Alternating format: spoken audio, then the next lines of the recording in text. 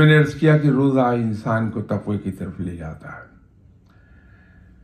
اسی لیے آپ دیکھیں گے کہ کسی بھی مذہب سے تعلق رکھنے والا کوئی بھی آدمی جو اللہ کی راہ پر چلنے کی کوشش کر رہا ہے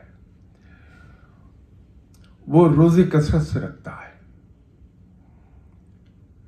فقیر لوگ، ان کے بارے میں ایک بات بڑی مشہور ہے کہ کم کھانا، کم سونا، کم بولنا.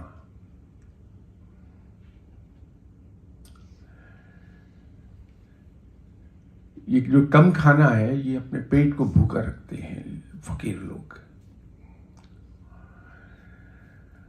نتیجہ یہ ہے کہ ان کو نیند کم آتی ہے، ان پر غفلت کم طاری ہوتی ہے، دنیاوی خواہشات کم پیدا ہوتی ہیں انسانی دل میں، تو انہیں رب تعالیٰ کو یاد کرنے میں سہولت رہتی ہے.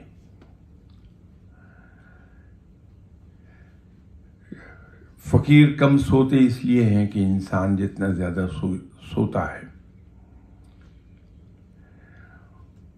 اتنا ہی اس کا ذہن کم کام کرتا ہے. جتنا کم سوئے گا اتنی ہی زیادہ اس کا ذہن کام کرتا ہے اور رب کے قریب جاتا ہے انسان. اسلام نے رات کی عبادت پہ بڑا زور دیا اور عشاء کی نماز فرض ہو گئی. تہجد کی نماز نفلی نماز ہے، فرض نہیں ہے. پھر فجر کی نماز فرض ہے ہم پر.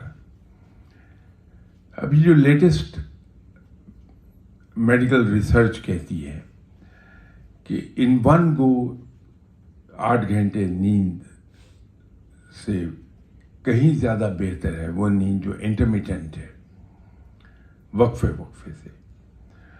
پہلے تحقیق یہ تھی کہ انسان کے لیے گہری نیند 8 گھنٹے بڑی ضروری ہے، لیکن اب یہ لیٹسٹ ریسرچ آئی تو اس وقت سمجھ آتی ہے کہ تہجد کی نماز ہمارے لیے اتنی اہم کیوں ہے کہ ہم عشاء کی نماز پڑھ کے سوتے ہیں تو اس کے بعد پھر ہم اٹھتے ہیں. آپ کے یہاں، آپ کے ملک میں تو تقریباً کوئی 1:45 بجے ہی تہجد کا وقت شروع ہو جاتا ہے.